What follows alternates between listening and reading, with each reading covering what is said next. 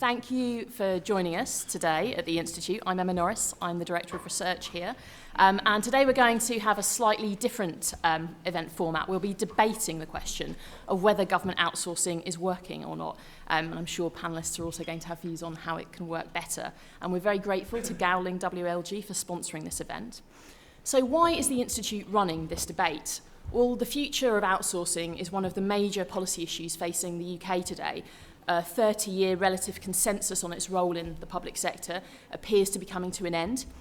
And indeed, after a series of debacles, public confidence in outsourcing is looking shaky. But as we said in an Institute for Government report last year, outsourcing and procurement account for a third of public spending. It covers everything from the purchase of goods like hospital beds, to the maintenance of roads, to the provision of social care. And indeed, 4 departments spend over half their budgets with external suppliers. So any changes to outsourcing is likely to have profound implications for all of us. And debate on the condition of outsourcing and its future, and indeed how to improve it, is therefore critically important. Now, we're really lucky to have an absolutely stellar lineup here to debate this question. Shortly with us, we'll have Sam Gyimah, who will be in the empty chair, arguing in favour. Sam was a joint minister for higher education at the Department for Business, Energy and Industrial Strategy, and indeed the Department for Education until last year. And prior to that, he served in a number of ministerial positions, including as Parliamentary Under-Secretary of State for Prisons and Probation, so very relevant for the discussion today. We've also got Chris Matheson. Over here, yes. He is MP for the City of Chester and the Labour Shadow Minister for Cabinet Office. We've got Matthew Fell, the UK Policy Director of CBI, and the CBI have recently been doing research into the successes of outsourcing. We've got John Tizard, an independent strategic advisor and formerly Director of Government and Business Engagement at Capita. He's also been a joint leader of Bedfordshire County Council. We've got Katja Hall, who's the Director of Corporate Affairs at Capita, one of government's strategic suppliers and one of the major outsourcing companies.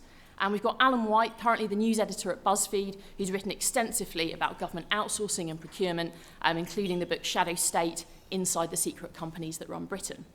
Now, the way the debate's going to work is we'll ping-pong between speakers, arguing for and against the question, each making their case for 5 to 7 minutes before going to you to ask any questions or comments that are going to help you make up your minds. We then might have a brief vote before summing up, and then we'll close by 9:45 at the latest. And now we're going to open the debate with Chris and then go to Sam. But before Chris stands up, I'm going to just have a few words from Michael Luckman from Gowling, our sponsor. Michael, give it to you. Good morning, everyone, although I'm sure we'll soon put a stop to that.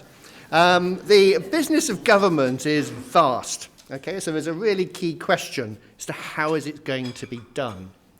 Currently, I don't think the answer is solely by a hard-pressed government that is strained in terms of both capacity and skill set. So the government needs support. And the indications are, as you've heard from the research, that this support is not insignificant. These are not small bits of work that the government gets support for from outsourcing. You've heard that 1/3 of general government expenditure is spent on outsourced projects. If you want to translate that into GDP, that's 14% of GDP. Of that spend, 20%, 1/5 of that goes to strategic suppliers, each of whom earn more than £100 million of revenue through that procurement route. Now, recent experience has suggested that this public-private relationship has not always been happy for either party. In the public sector, we get delays, unbudgeted costs, poor quality, and public criticism.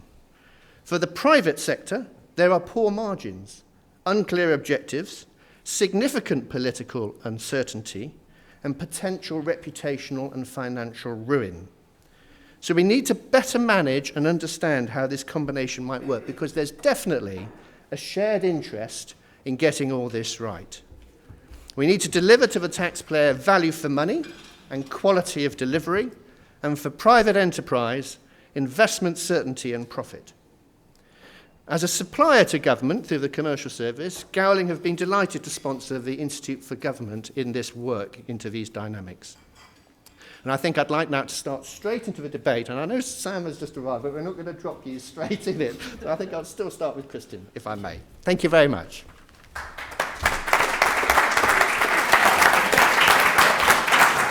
Good morning, everyone. Thank you for that. Thank you for sponsoring the event tonight and for the very nice breakfast and the coffees and so on outside. And I've not been to the Institute for Government before, so thank you very much for inviting us. The title of the event is Outsourcing Working, and I have to say that depends entirely on whether you're an outsourcer or whether you are a recipient of the services, because there is a sense that we have that it's working if you're an outsourcer and you are able to take the profits. But if you are a taxpayer that is having to underwrite those profits, and all too often we find that the risk is borne by the taxpayer, then it isn't working quite as well. Let me say at the start that there are some areas that I think that there is a moral case for not outsourcing. I don't think it's right, for example, that in the criminal justice system, whether it's probation, whether it's prisons, that there should be an element of profit in what is an unpleasant but necessary part of living in the modern world in terms of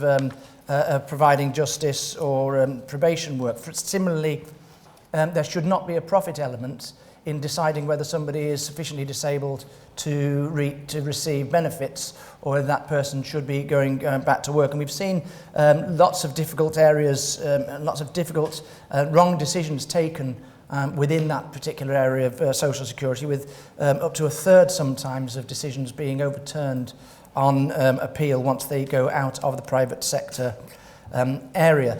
The other main problems that we have from our point of view is that there is a very small pool of outsourcing companies. They're very large, they tend to hide behind commercial confidentiality, so it's very difficult to establish just quite how efficient or otherwise those companies are being. And so Katia, for example, from Capita, I've tried to work out and tried to establish how many different contracts Capita has with various different government departments, and not even the Cabinet Office can tell me at national government level what the extent of Capita's involvement is within government in terms of all the contracts and the value of those contracts and the length of those contracts that are spread across national government. And of course, at local government, it's even more difficult to establish. A lot of the contractors that we have seen aren't actually specialists in those particular roles. So I think I'm correct in saying that Interserve, for example, at the time that it hit its difficulties, was running some probation services, and it was also building motorway junctions. Now, that's not, to my mind, a recipe for building motorway junctions correctly or delivering probation services correctly. That is simply a contract management company, not designed to deliver public services, but designed to maximise profits for that particular company and its shareholders, and therefore to take large amounts of public finance and transfer them to the public sector rather than concentrate on delivering quality services. The margins that many of the larger companies will offer in terms of bidding are very tight, which is why that we see a lot of the contracts failing. And we know, for example, there are problems in the army recruitment. We've had problems in the NHS in terms of the dental register or in terms of management of the primary care service contracts, where these are then having to be taken back, not yet in terms of the army recruitment, taken back in-house at increased cost to the taxpayer. So, just to let you know where we stand in the opposition for when we get into government. Last month we announced new guidelines for central and local government managing contracts of services, which will come into contact, those services will come into contact with people we deem at risk, and we will exercise active state powers to manage those contracts. These kind of services include assessments for sick and disabled people claiming social security, NHS care, the treatment of people in detention centres and prisons, and failure over recruitment and substandard housing for our armed forces. Whenever a relevant contract expires or is terminated, central or local government will be required to assess whether a service involves significant risk with these at-risk groups and exercise those active powers, or whether they risk infringement of people's rights. And if the answer to those questions is yes, statutory guidance will be given to bring back the service in-house, except in certain cases such as whether it doesn't fall under the definition, or does not fall under the terms of a relevant contract, or whether the contract is below a certain threshold. The government themselves have identified problems in outsourcing, and that's why they have made themselves several changes to outsourcing criteria, though we don't feel that they've been active enough or they've gone far enough. So in future, any companies that are bidding for government contracts will have to give will have to meet certain criteria: full trade union recognition and complying with collective bargaining agreements, commitments to fair pay and conditions, and move towards a ratio of 20 to 1 between the lowest, higher and highest paid sector, adopting best practices in equal opportunities and full tax compliance. There is no presumption that outsourcing is automatically wrong, and obviously government, local or national, can't deliver every service themselves. But there has to be a recognition that we've gone too far with too few large companies having too much power and too little scrutiny, hiding behind commercial confidentiality, or suggesting that freedom of information, for example, does not apply to them. That will change. There will be a presumption of insourcing, and where there is outsourcing, there will be much greater scrutiny to ensure much better value for the taxpayer. Thank you.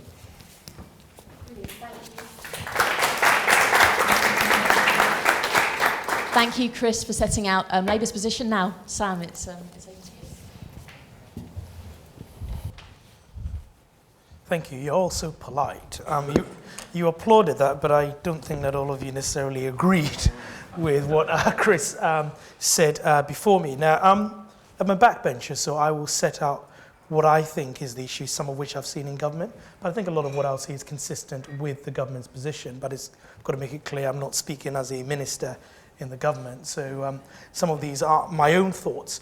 Now, I think the starting point is, and where I take issue with Chris, is the presumption towards insourcing.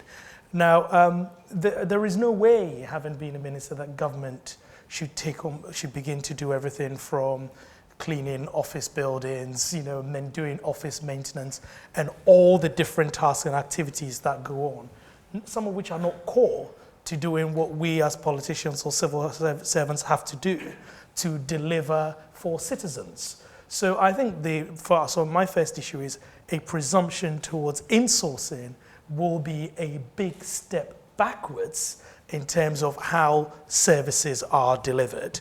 There are huge numbers of services within government that are delivered by private companies that work well. But what we all know is, in the system in which we are, if things are working well, you never hear about it. You only hear about things when they go badly. And that is that is where outsourcing has a particular problem. So the question then becomes, are there areas of activity or government that you cannot at all outsource? Are they too core to the delivery of services for citizens that there is no way in which a private company with the profit motive can be involved? And I'll focus very much on my own experience at the Ministry of Justice, when I was a Minister for Prisons and Probation, and just share some of my thoughts with you from that. And I can understand, for example, when it comes to prisons, why people would argue, why do you want a private company involved in meting out justice to people at all? But what I observed was the fear that companies are profit-making means that when government gets into an outsourcing contract, actually does things that are perverse. So you have failures in the public sector, you have failures in the private sector, you have failures of outsourcing. But then what I noticed is that the contracts are drafted in such a way that standards that you will not apply to a public sector organization, you'd expect to apply to a private sector organization, because they might make profits out of it. So we've got to expect something completely different out of them. Now, what that leads to is it leads to contracts that are totally unrealistic in terms of what is deliverable. So in the probation service, what you're expecting CRCs to do, the amount of detail they have to fill in, it's not really as focused on outcomes. All of that we don't really expect necessarily of the National Probation Service, and we are far more tolerant of failures within the public sector than we are if it's a private sector company. I'm not saying that we shouldn't be tolerant. I'm just saying what this means is that first point, the contracts are often unrealistic. We expect unrealistic things of private companies in terms of efficiencies we want them to deliver. Often government looks at outsourcing when it's looking to gain efficiencies. So we will tell the public that we want to improve the service, but then when we come to drafting the contract, we would say it's all about efficiencies. So we want the lowest bidder to win. And also we're looking for contradictory things. Sometimes value means you pay for more. But if you're paying the cheapest rate while telling the public that this is going to be a complete improvement of the service, don't be surprised, I think, if 3-4 years down the line, you look down and the service hasn't improved and you're having to renegotiate those same contracts. So I think firstly, the contracts is an issue, the expectations are an issue. There's a lack of honesty often on both sides. The outsourcers know that unless you bid low, you're unlikely to win the contract. So they bid low in order to win the contract. But both sides know that if you're bidding that low, it is going to be very hard to deliver that service. And so 3, 4, 5 years down the line, you would inevitably have a problem with the delivery of those services. There is a huge lack of knowledge, I believe, on the government side of what drives private companies and why they do the things that they do, or lack of understanding. And so all these clawbacks and mechanisms that are then introduced are just things that overcomplicate what should be more straightforward services in my experience. And certainly when I looked at the community and rehabilitation company contract, we could never actually work out at any point in time whether an outsourcer was delivering or not delivering. Because you've got credits against them, you've got services they've delivered, they've under-delivered. We could never actually understand on any given day, are they doing what we wanted them to do? And so I'm sure we're going to have a broader discussion around this. I believe that the profit motive and suspicion of the profit motive should not be a reason to turn the clock back towards a presumption towards insourcing. When it works well, it works very well. I have seen outsourcing companies, like Serco, lots of conversation with Rupert Soames, who see their job as partners with government. And this whole idea of profits, anyone who looks at the stock market will know that outsourcing companies are on very thin margins. Companies that are on 3% net margins are not raking it in. It is not a hugely profitable sector. And that is why lots of them are on the verge of always sort of going out of business. If we want to make it work, then I think government has got to be honest about what it's buying and actually purchase value. Sometimes what works is a little bit more expensive than you think it is, and that you've got to pay for it. But on the other side, I think private companies should not bid low to win contracts, knowing very well that they can't deliver the service, and then disappoint. You wouldn't do that with private contractors. You shouldn't do that with the public sector. Thank you. Thank you, sir.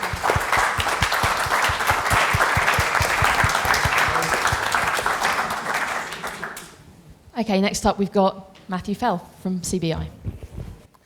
Great, thank you. Good morning, everyone.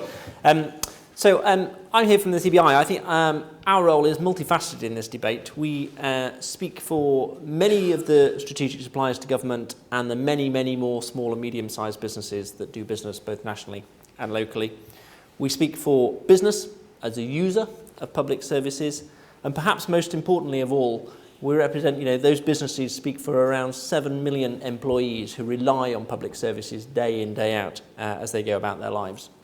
I've also got a minor declaration of interest up here on the panel this morning. I have Catcher Hall, my former boss, and John Tizard, my former colleague at the CBI before he crossed the floor. So I think it's good company. I wanted to leave you with just 3 messages this morning. Really, firstly to say, actually, I do think there is something of a success story here that is not talked about sufficiently.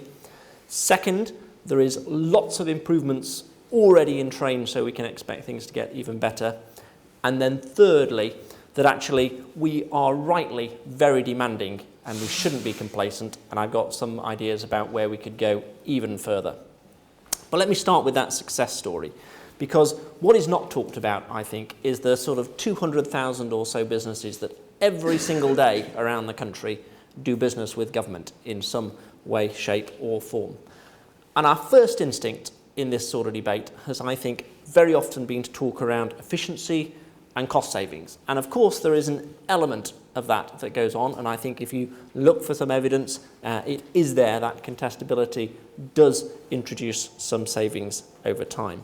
But I think that misses the really key part of this debate, which is the human element of this. And that is what I wanted to talk a little bit about this morning, because I think in many different areas, you talk about health, for example, the huge innovations that are coming, how artificial intelligence is being used to detect and treat cancer at an early stage to improve life chances, how some of the new wearable technology is improving people with long-term illnesses, dementia and so on, to continue living longer in their own homes, improving the quality of their life.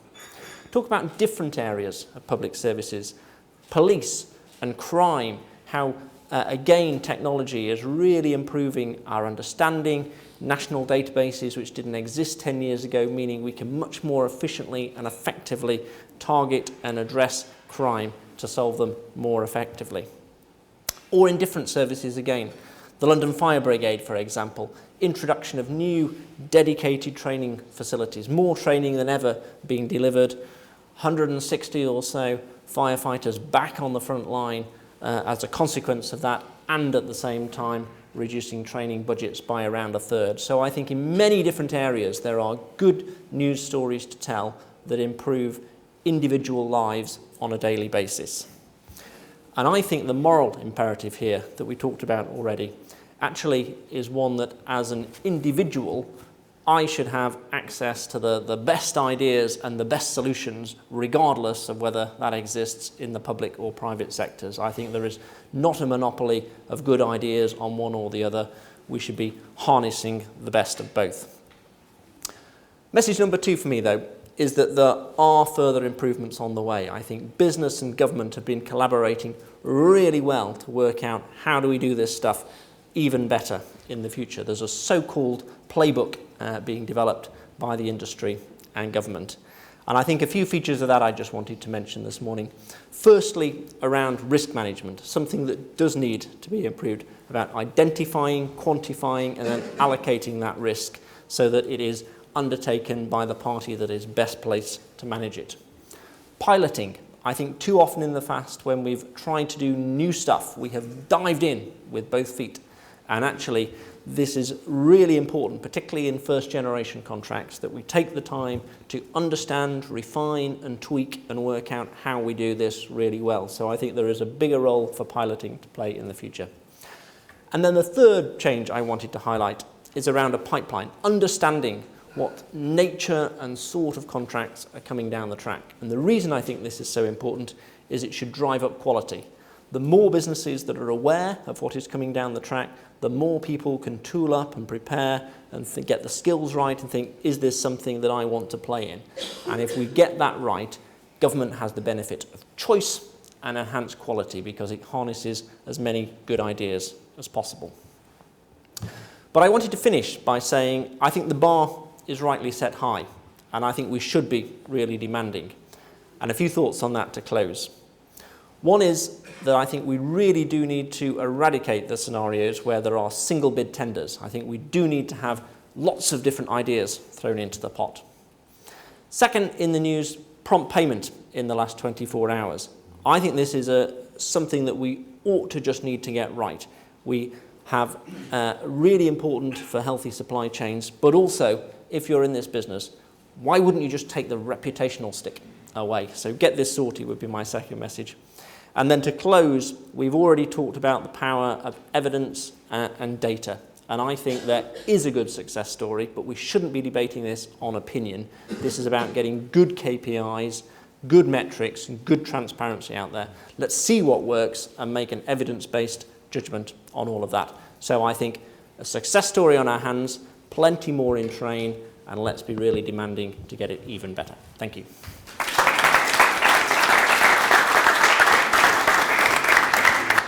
Okay, next we've got John Tizard. John.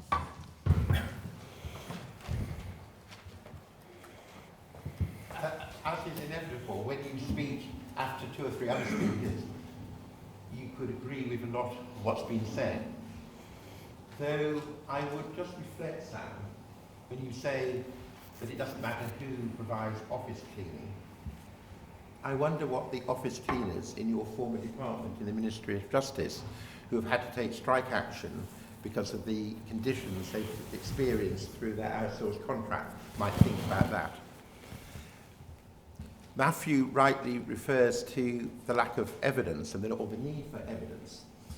I think one of the things that strikes me most about the debate, and indeed the continuous implementation of outsourcing, which has been going on it's been going on for centuries, but has really become dominant in the last 3 or 4 decades, has been that although this has been core to consecutive governments in terms of public policy and public management, there's never been a systematic analysis of the impact, the evidence. The IFG and others have done some work, but there's still a lack of evidence. So we've had a very evidence-light policy based on assumption and conviction rather than on evidence. And even where there is evidence, it seems to often to be fairly narrowly focused on case studies, focused on those contracts which have failed, those which have been most successful, but not comprehensive. We don't look at the holistic cost of outsourcing. If outsourcing leads to fewer staff or staff on poorer terms and conditions or lower wages, that has an economic impact on the place. That should be taken into the assessment.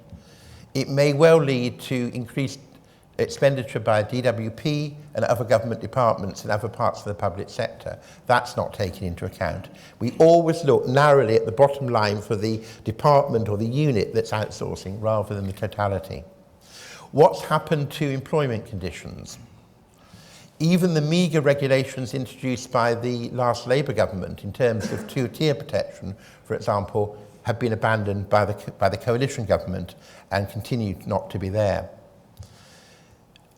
What about the impact on the capacity of the public sector to manage services or have the potential to bring them back in if all the resource and all the capacity has been outsourced? And I think that has to be taken into the assessment as well. And then there's the issue of democratic accountability and transparency. It was interesting when Chris referred to commercial confidentiality. In my experience, when I worked at Capita, it was often the public sector that wanted to hide behind commercial confidentiality rather more than the providers and the contractors, for a whole variety of political and no doubt other reasons. So my argument would be, if we are going to continue with outsourcing, we do need to have a comprehensive evidence-based review of its impact, and also where it works. Does it work in some services better than in others? Does it work? What are the conditions for its being effective? And we've seen significant extension of the range of outsourcing. It's one thing to outsource back office services, administrative, transactional services. It's another to attempt to bring a contractual arrangement for the delivery of complex personal services, where it's very difficult to specify outcomes or even outputs. And it's extremely difficult to measure who's affected that outcome. And I think we get into these extremely complex areas. We've also had, and again Sam referred to the probation service, and I don't want to dwell on the detail, and he'll know far more about the detail of that than I do.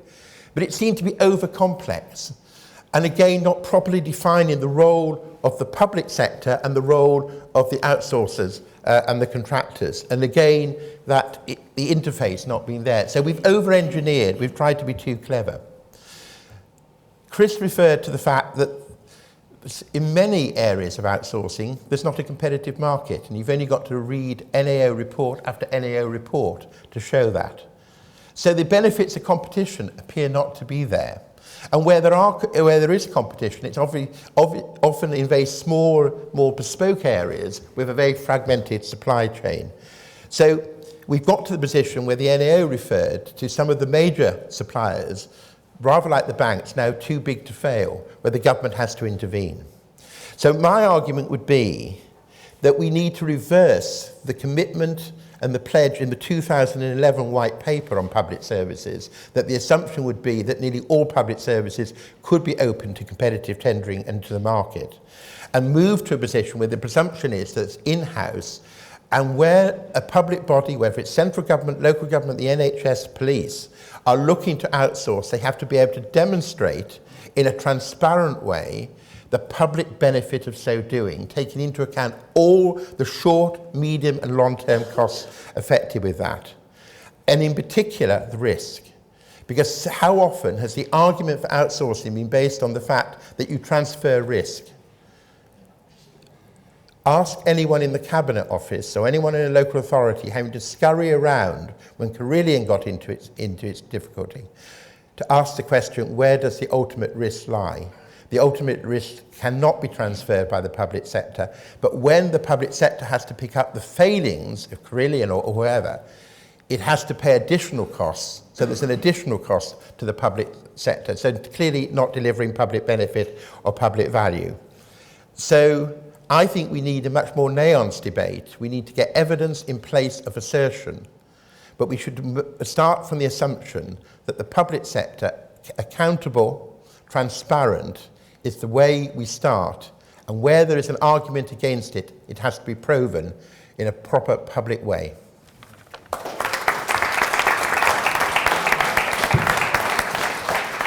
John, thank you. Next up, we've got Katja Hall from Capita. Thank you very much, and good morning to all of you. So I joined Capita just before Christmas last year. Having previously worked for a large international bank, I thought it was time to do something uncontroversial and universally popular, so I went to work for a large outsourcing company. And that really gets us to the heart of why we're here today. What exactly do we mean by outsourcing, and what are the roles and the responsibilities that come with it? And Emma, you touched on how we define outsourcing. And for some people, of course, outsourcing means pretty much anything that would previously have been undertaken by the state. That could include things like building aircraft carriers. It could include things like the procurement of paper clips. The broad arguments in favour of outsourcing are well rehearsed, but I wanted to just recap on them here today. Firstly, outsourcing frees up civil servants to focus on their core jobs. Secondly, I think business discipline, when married with well-designed contracts, does result in sustainable cost savings. And thirdly, when outsourcing is done well, it does create better outcomes for citizens and for government. But we should also be really honest, as we have been so far this morning, about the fact that there have been issues, and we have to be candid about those issues, and we have to be candid about how we're going to put them right. There has historically been a lack of transparency, but perhaps more importantly than that, I think historically there's also been a chasing of short-term revenue, and that has led to failed contracts. I think ultimately the structure of the state is a matter for politicians and for voters. Outsourcing companies, of course, can contribute to the debate, but I think our main role is to make sure that we do our jobs successfully and responsibly. And I wanted to just say a few words about Capita and what we do. So our revenue, around 40% of our revenue come from the public sector, so slightly less than half. Our specialism is in technology-driven transformation. So we use software, we use digitally enabled processes to make systems work better, and sometimes, yes, also cheaper. We spend a lot of time looking at trends in automation, in machine learning and in data, and think about how that can help governments and what implications that will have for how we deliver public services in the future. And something that's become clear to me in the months since I joined Capita is just how much technological innovation there is at Capita, but also how proud our employees are of their role in helping to deliver public services. And of course, inevitably, that's often lost in the public debate. And I wanted to just give you a couple of examples of that. So earlier this month here in London, Capita launched the world's first ultra-low emission zone that we delivered for TfL.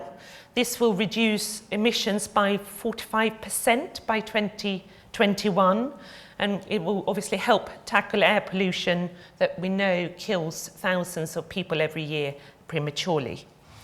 Another example, a more controversial one, would be army recruitment, which the previous speakers have already touched on.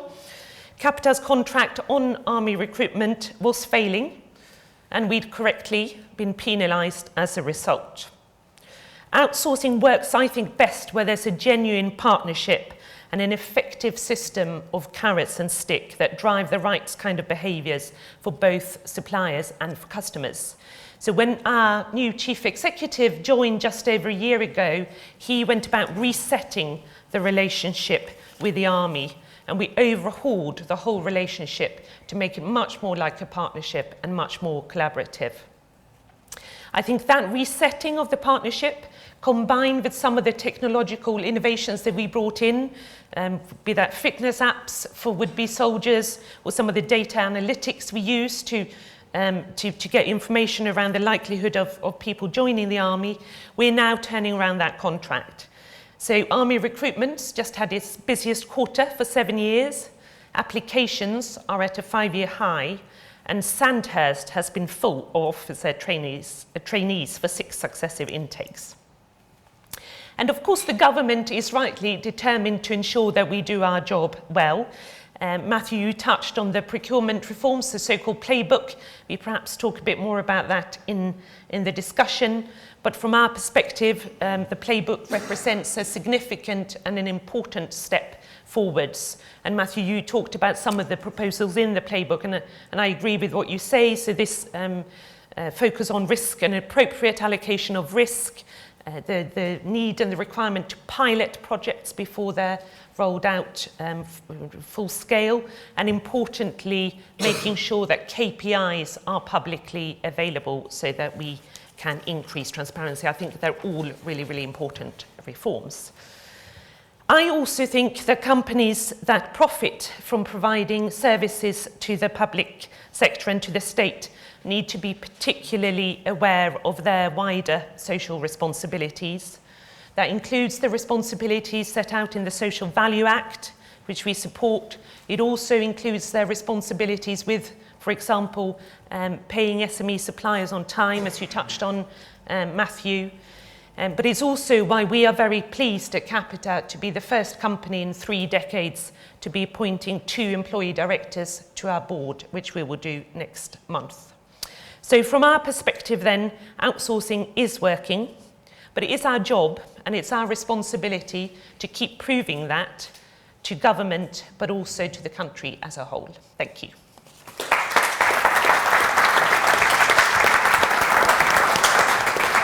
Thank you, Katja. And now, last but not least, Alan White. Alan.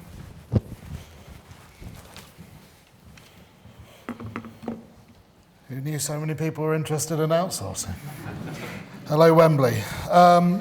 So I thought what I'd do is just set some of the debate in historical context, recent historical context, because I think you'll find it's quite instructive. So 2016, I wrote the book which the IFG is kindly plugging behind me, and I think it was the first sort of long-form look at this industry, and it flagged 4 main sort of issues / topics for concern, and they were accountability and risk, transparency, market failure, and lobbying and conflicts of interest. And it was based on all the stuff I'd done back when I was a reporter, dating back to about 2011. I'd looked at things like G4S and messing up the Olympics and the army coming in, ATOS and the work capability assessment, probation, all these things.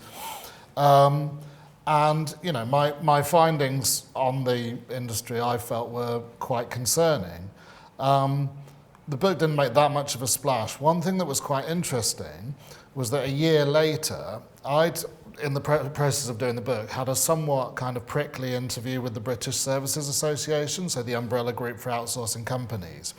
A year later, they produced their own report into outsourcing, and to my surprise, they kind of agreed with everything I was saying. So, quote, government must formally acknowledge at the highest level that the procurement and contract management tools appropriate for buying paperclips, highly commoditized, easily specified goods and services, are not appropriate for commissioning complex support services and frontline human services.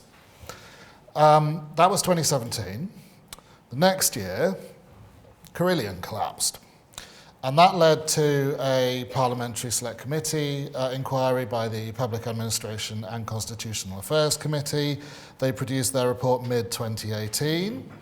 And their report, again, flagged the same issues that I raised in the book. So they confirmed a sort of central thesis that I'd put forward. Quote, the government was unable to provide significant evidence for the basic assertion behind outsourcing, that it provides better services for less public money, or a rationale for why or how it decides to outsource a service. On transparency, it said, the outsourcing process appears opaque and the government does not always follow its own contracting procedures. Something else that happened was that Rupert Soames of Serco got in touch with me. He told me that he'd been sitting in bed next to Mrs. Soames, alternately purring and growling at my book and wanted to talk to me. He took issue with the points I'd made about risk. He felt that there'd been a sea change in recent years, which meant that his company was taking on more of the risk than it used to, unreasonable amounts of risk, he felt. And his argument on this was kind of compelling. He gave examples of sort of contracts where they were being clobbered over minor mistakes, that sort of thing. PACAC also backed up what Soames was saying in their report. So PACAC has found that the government has had to renegotiate over £120 million of contracts since the beginning of 2016 to ensure services would continue, but it also says it's written contracts that force contractors to pay out when it gets its own data wrong and has been known to forego performance penalties in the initial phases of contracts. So the sort of the balance of risk on both sides clearly is not working for anyone. The next sort of dot on my timeline is the Seabourn Ferries scandal. So that happens in February. You'll remember that we contracted a company with no ferries.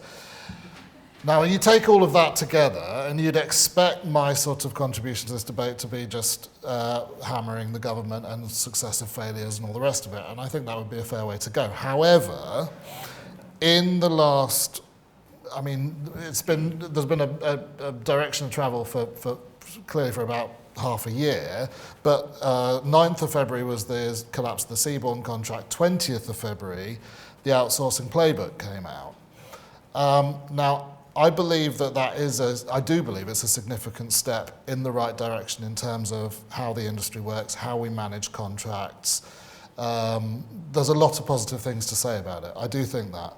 However, I don't believe it's a silver bullet. I do believe there's plenty of potential for things to keep going wrong. I'm going to just quickly raise a handful of points around where we are now. One thing is that I believe there needs to be clarity, centralised government intelligence and clarity over whether quality of service or value for money is the priority with each decision that gets made in this direction. And the outsourcing playbook kind of hedges around this. It's a very small entry in the playbook. It says, quote, value for money is defined as securing the best mix of quality and effectiveness for the least outlay over the period of use the goods, services are bought. I mean, that's progress in terms it's not just we need to save money, but I wouldn't say it was particularly extensive, and I'm not convinced there's much transparency around those kinds of decisions. It's going to be tough for people like me to work out exactly why a thing has been outsourced or not, as far as I can see. I'd like a more meaningful evaluation of things like payment by results. It's all very well talking about innovation, but when you're causing small businesses to go bankrupt, which has happened, or other things are going wrong like that, let's try and genuinely make out whether this is working or not. When PACAC told government to do that, they sort of hedged around the issue. I'd like a better understanding of cash flow and financial position of the people we're giving contracts to. Again, Playbook has stuff in here. It has a section on what it calls economic standing. Now, my suspicion is that with something like Seabourn, the playbook would be quite useful because you'd be able to look at it and go, well, they don't have any boats. That could be a problem. With something like Carillion, I'm not convinced that the guidelines are going to be much help.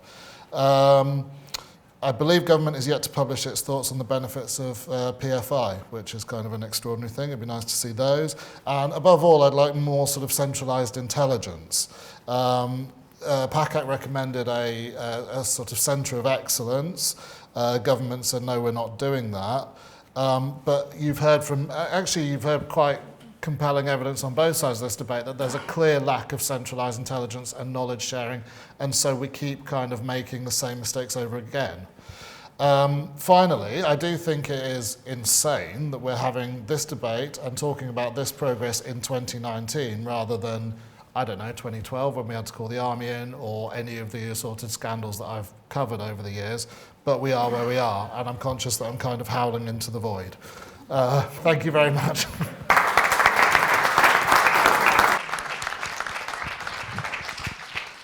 Okay, thank you, Alan. So now you've heard the panel make their case. This is your opportunity to ask them questions to help you make up your minds. I'm going to take questions in threes. I'd ask if you could also give us your name and organisation. John first. John. Sorry, there's a mic coming in. Hi, it's John McTernan. I'm a senior fellow here at the IFG, amongst other things. I've got two questions, one for each side of the debate. The first one is for those opposing outsourcing. I really think the moral argument against outsourcing is a terrible one. DWP inflict pain on claimants through universal credit decisions made by civil servants. And the Home Office, if you judge by morality, the home of Operation Windrush, the Home Office would be closed on grounds of morality. So I think we shouldn't really think about that. Actually, if we had, maybe the last speaker said payment by results, how about applying payment by results to government departments? That might be interesting. And on the other side, for those in favour of outsourcing, how about a full-throated defence of profit and making profits? Why will private companies not defend making profits? Profits are a fair return on capital deployed. They're also underpinning my pension, most of the pensions of people in this room, because that's what pays dividends and that's what actually supports the shares that are in my pension. My local government pension and my private sector pension, and my private pension. So why not that? And also, why not some scrutiny on how government gets return on capital and allocates capital, which it does really, really badly. So this opposition, I think, there are major and profound questions that need to be answered by both sides.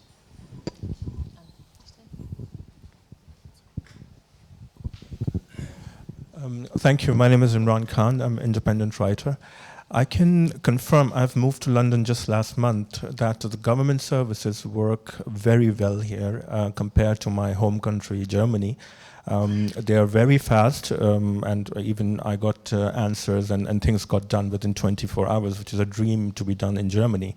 My question is to both of you, actually, Mr. Matheson and Mr. Gyimah, that when you were in government, your party was in government, what was done to address this issue, and why did it work and why it did not work? If you could please tell us that.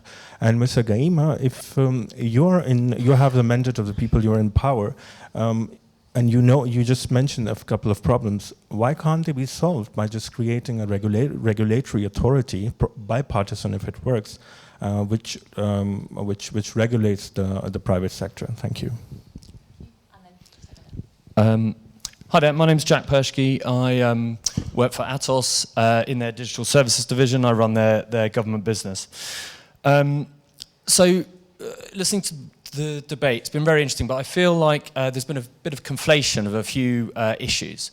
So I think it might be helpful just touch on a couple of those. So question one, I feel was, are outsourcers in any way inherently bad? Are they evil organizations? I feel like there's agreement that that isn't the case, right? They're not bad things. So then question 2 was, is outsourcing inherently worse than insourcing? And some of the previous questions have touched on it. And I think I would cite the incredibly wasteful and miserable failures of insourcing that depressingly are incredibly low profile. Sam, you talked about only hearing about failures. Well, actually in the insource world, we don't even hear about the failures.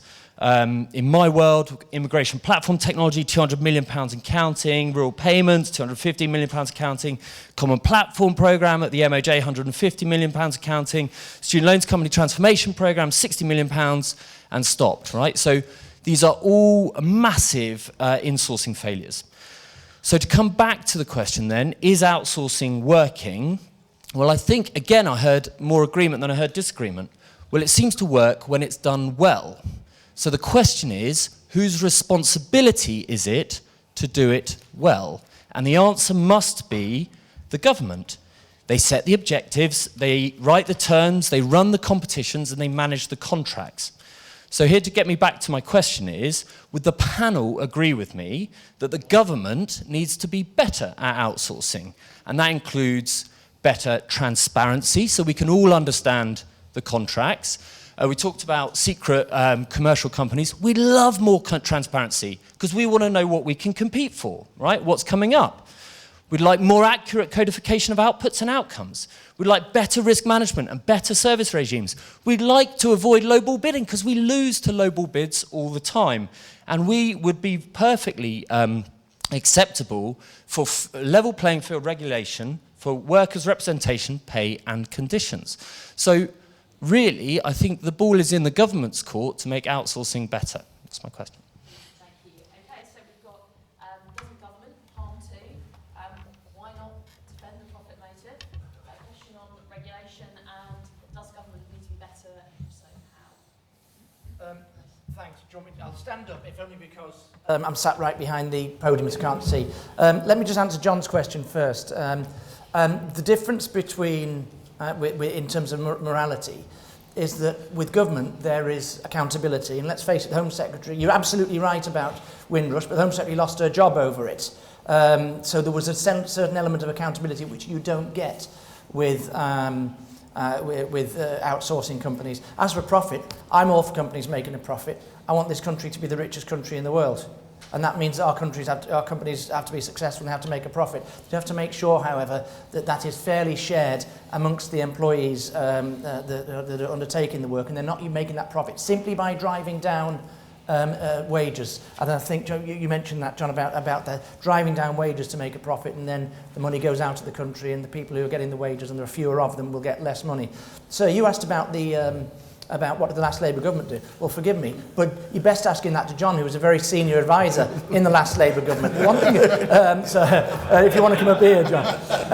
But one thing I do remember that happened was that fairly soon after we came into office, can I make a political point? Can I dream of the last Labour government and remember when the grown-ups were in charge? Can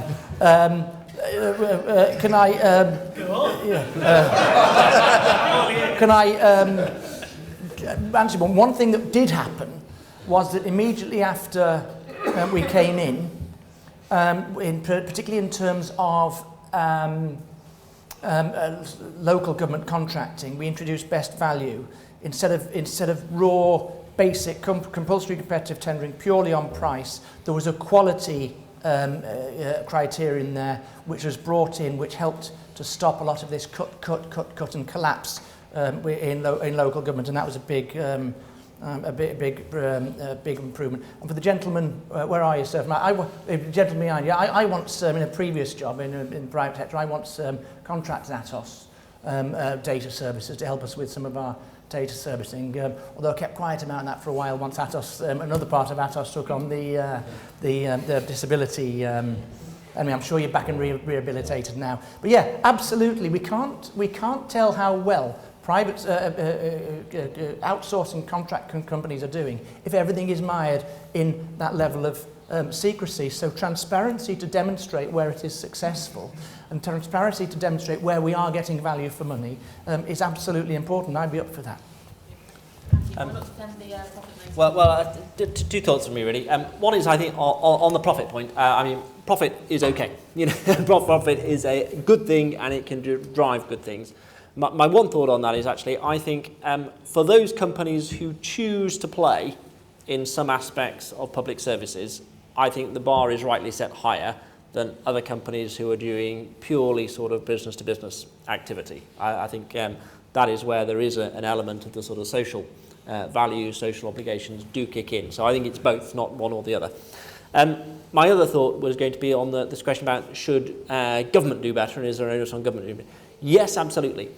And the bit I think that can reinforce that doesn't happen enough is that companies need to be more willing to walk away.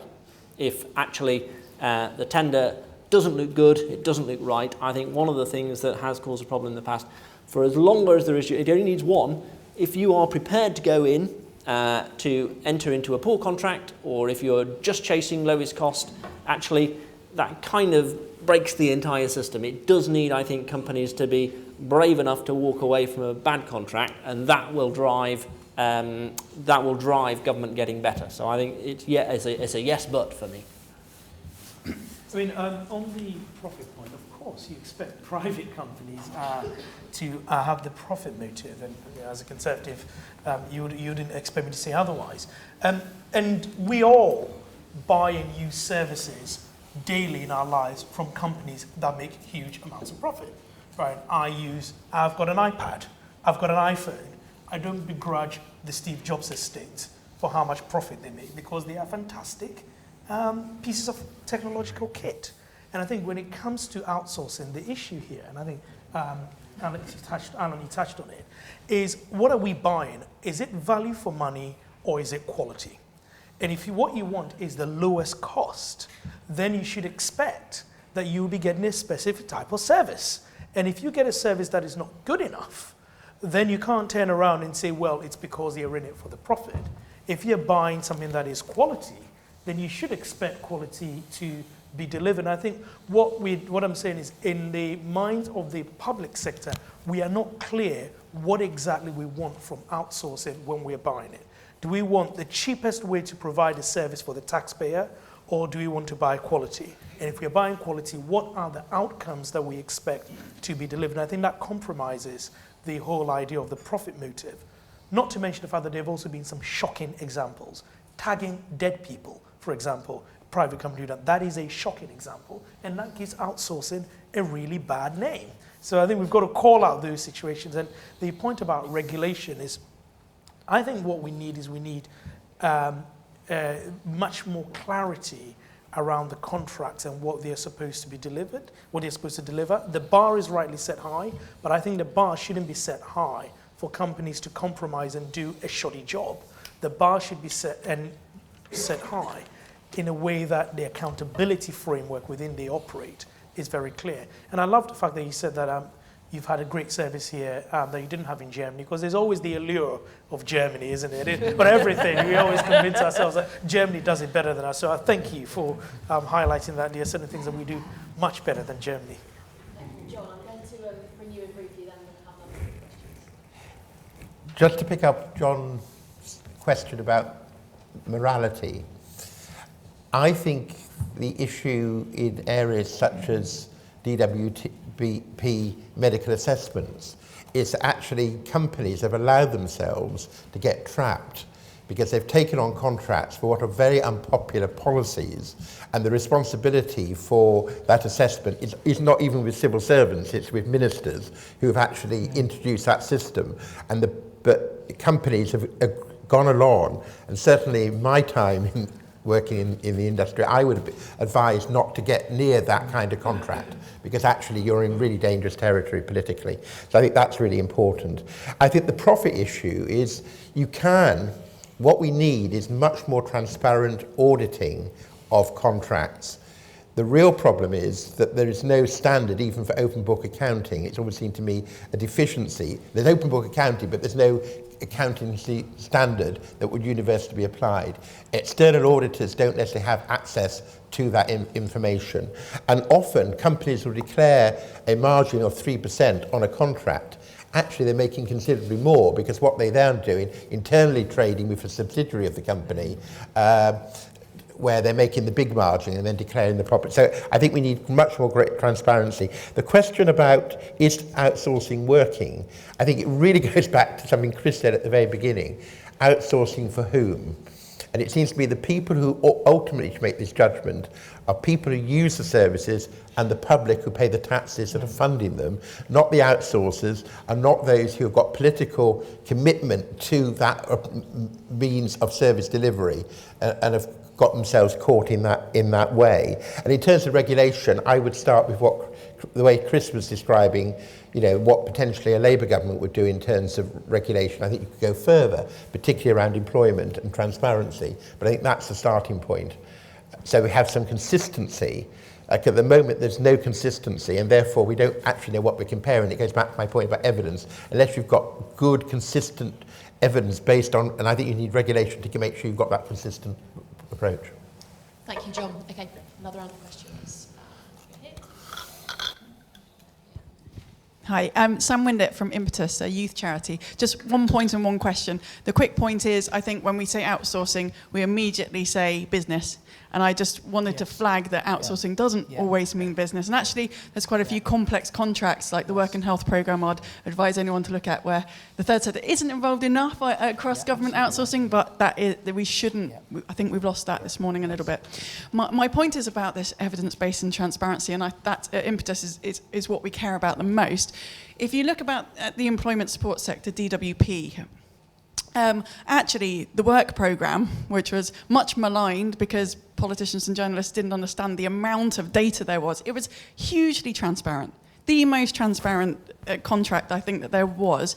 And currently we have a youth obligation contract, which is run by Job Centre, and there is no data at all about that. If that would not happen with an outsourced contract. You just couldn't have it. So I think almost this transparency point has moved government away from outsourcing because some of that data is not understood. So I guess my question for both sides is, how do we agree on the evidence base that we want to get to?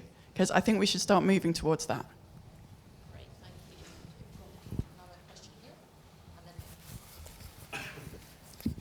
Hi, my name's Kanish Rajani. I'm a general practitioner, so I'm a GP provider, but I'm also a director of a local healthcare company as a provider. In a past role, I was a commissioner for the local CCG. So my question is more about the process of outsourcing. Sitting on procurements, we sit around a table and clever people sort of come up with a service redesign that we think will work. But in practice, when the procurement actually goes out, it's gone through lots of layers where we're told that it has to happen in a certain way because of rules and regulations. And the end product isn't often what you started with. So my question is more about how do you make the people who have got the, if you like, the intellectual property of how the service design should happen and what should actually happen in practice. How do you deliver that in practice without being told that the management says that the rules are so different that you end up with something that you know is going to be less quality, but you have to go through the hoops and procure it anyway. And an example of that is Sam's technology sort of tale.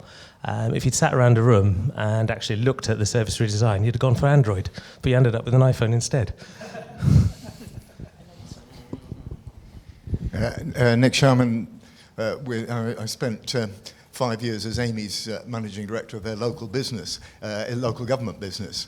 And I just wanted to ask more about the local government issues around contracting, because there are two that have emerged as a result of austerity, where you've got 40% reduction in grants to local government, colliding with long-term contracts that depended for their profitability and investment by the private sector in such a long-term perspective. You then get a very short-term financial crisis affecting local government, and this inevitable clash with the contracts. And a lot of the issues that have arisen around insourcing have been a desperate attempt to try and control costs against very inflexible contracts that are not working for either side. So really a question about our contracting process that has led to this, and whether this is not an inherent contradiction in long-term contract and short-term flexibility. And another point a colleague just made about other forms of outsourcing. I'm now non-executive director of a wholly owned public sector company supplying services to local government. And that has given us this sort of flexibility and involvement, both with some of the advantages of private sector management and being very close to the client and being able to adapt. And really a question whether we can see more flexible modelling on the provider side as well as the contracting process. Brilliant, thank you. And I think this is probably going to be our last round of questions, so I'll take one more, perhaps from over in this area of the room. Yep, at the back there. Joshua Pritchard, I'm a researcher at Reform think tank, and we recently just published a report on public procurement. One interesting thing which you've not mentioned today is how do we actually make outsourcing better? You know, you've all come up with good ideas, but the big question we have and what we raised in the report is how do you actually translate that into impact on the ground? And one interesting thing we found was the fact that the main training academy for public procurement specialists in the UK, the Public Service Transformation Academy, doesn't actually receive any funding whatsoever from central government since it itself was outsourced and became a social enterprise. So my question to you is how do we translate these great ideas into reality? Thank you. Okay, so we've got what's the evidence base we need, a question on process, and the inflexibility of the contracting process, and a good one to end on, how do we improve outsourcing? Who wants to go first? Katja. Yes. May I take the liberty, just first of all, to make a point around and challenge your comments around accountability. I'm not sure I really agree with that. If you look at Capita, for example, our CEO has been in front of the PAC 3 times in the last 6 months. We're under constant media scrutiny, as are other companies in the sector. I'm here today on this panel. There's no government minister, for example. I do think there is accountability. I agree there needs to be more transparency, but I don't think it's fair to say we're not held accountable for what we do. And then on the questions, there were, I think you're pointing a couple of points around this thing about how do we make it work better in practice and how do we make the kind of process work better. And it's a really good and important point, and I think there are 2 comments I would make on that. One goes back to the comment I made in my remarks around the relationship and having a relationship that is more mature and more collaborative, and it can be collaborative but still be challenging. And I think, in fact, as you said, in the past, what's happened is the contractor often hasn't challenged and hasn't been honest about whether they can deliver the contract. And they haven't really always been honest about what they can do well and what they can't do well. So I think there's a big piece around making sure there's genuine partnership. And John, my boss, talks about zippering up of that partnership, so it's at all levels. And I think that is key. And then on the point of how we make it work in practice, I think the playbook is a really, really welcome development. But of course, it needs to now be implemented. And I think that's about, to a large extent, culture change, to be honest. Culture change within government, but also culture change within companies. And we all have a responsibility to move away from the very kind of adversarial relationships that we've seen sometimes in the past to a more constructive approach that still includes lots of challenge and dialogue. Thank you. Yeah, I was just on the transparency issue. I find the discussion around this kind of hilarious because everyone you speak to in this industry or who works with the industry goes, oh, we need more transparency. We absolutely have to have more transparency. And yet it never seems to quite happen. One thing, not to single Sam out, but I do remember I've had numerous chats with outsourcing firms who've said, we would like to open up all the things that we do in prisons and the MOJ won't let us. They constantly moan that it's the government that's stopping them, letting the media or whoever trumpet their best achievements, so the only stories you get to read are negative. And then the other point that outsourcing firms all seem to make is that we're not scared of being FOI'd. It's not a worry. So the issue at the moment is I can't find out all sorts of details about certain contracts because it's prohibited under commercial confidentiality laws. Now, if you talk to any of the outsourcing firms, I've yet to hear from one who's gone, it would be a problem for you to see this if you put in an FOI. I still, it's as far as I can tell, it's the government that feels that we shouldn't do that, and I'm sure they have their reasons for doing that. But it would be nice if there was movement, because the you know, for all this chatter about how we need to improve transparency, the only step that I can see is in the playbook recently, where they've said we're going to publish key performance indicators. Now that's great; it's a step forward, but there's still, you know, reams and reams of questions around every step of the process. Like with Seaborn, I'm still none the wiser how this company got identified. Which civil servant found this company? How did they find it? Was it just some mate of someone working in the DFT? What, were they just Googling ferry companies? I don't know, and it's not clear. And so, you know, just with every step of the process, there are always questions to be asked, and it can only be good for that information to come out, even if it's embarrassing and painful, because if that information gets shared through, as I was saying, centralised intelligence, you know, you're going to improve the way you manage these contracts. So. John, do you want to come in on the what's the evidence base when you? Yeah, I was just going to pick up too the point about the voluntary and community sector and social enterprise. I think inevitably this conversation's focused on mainly on central government and big contracts and the private sector.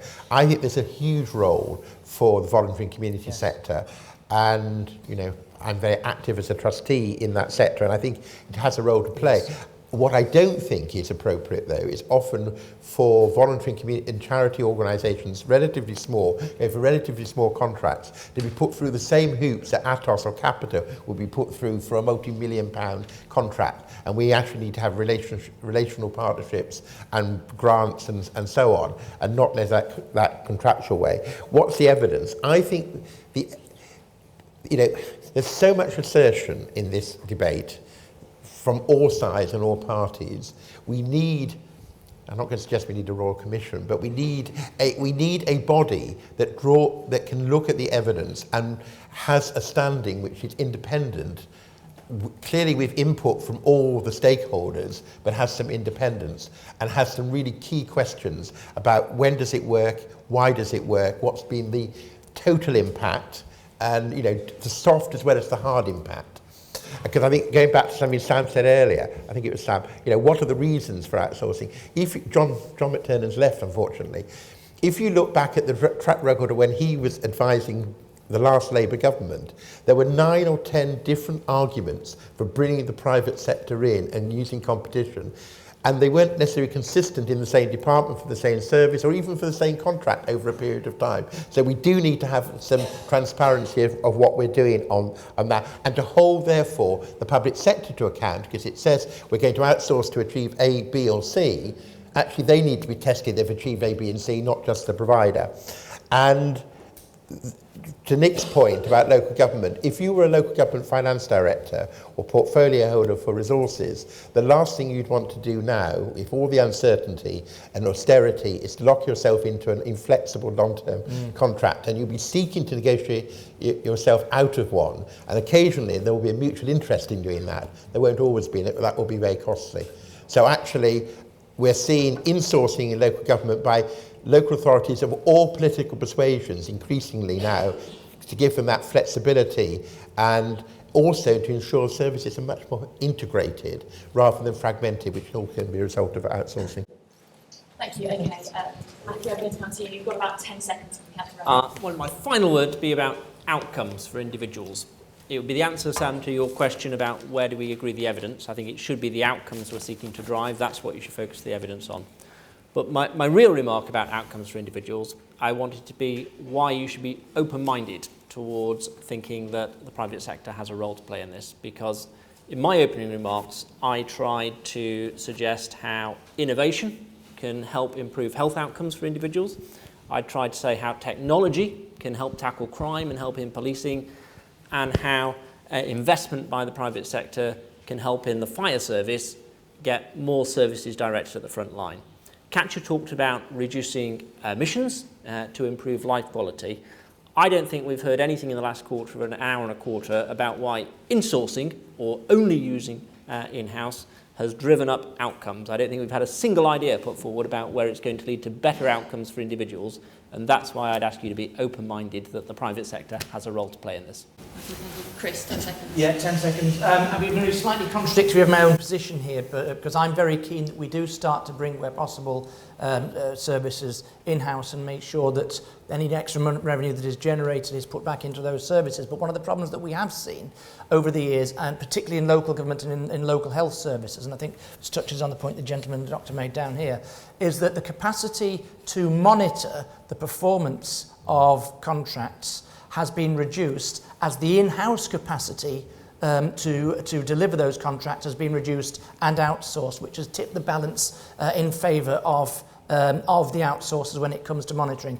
And the other real problem we've had, and I've had it in my constituency as well, is that outsourcers have, a lot of the time, have full-time contract bidding teams who know how to write a professional bid contract and are able to present this and then threaten legal action. And we've seen it with seaborne ferries where Eurotunnel and one of the ferry companies has now got big money off the government and able to threaten legal action if the local authority, the local NHS, that frankly doesn't have the resources to face down a legal challenge, it doesn't give the outsourcer that contract. So there has to be a re-establishment of the balance as well, legally and in terms of capability and capacity.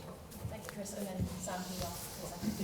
I think outsourcing clearly feels when you've got a controversial policy, contradictory objectives, lack of clarity, and then you bring the private sector in to deliver it.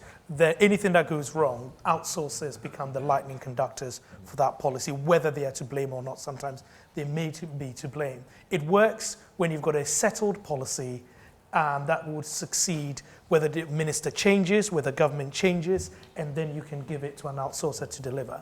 Final point on what you can do to make it better. I think government always thinks hiring big is better because they've got big balance sheets, they are likely to be around for longer. But I actually think that sometimes looking at breaking up contracts, smaller companies will give a little bit more nimbleness and bring some of the innovation that is really behind some of these ideas. It wouldn't work in every instance, but I think too often thinking that you're not going to go wrong if you hire the biggest company, the biggest balance sheet, might not help deliver the objectives you want. Thank you.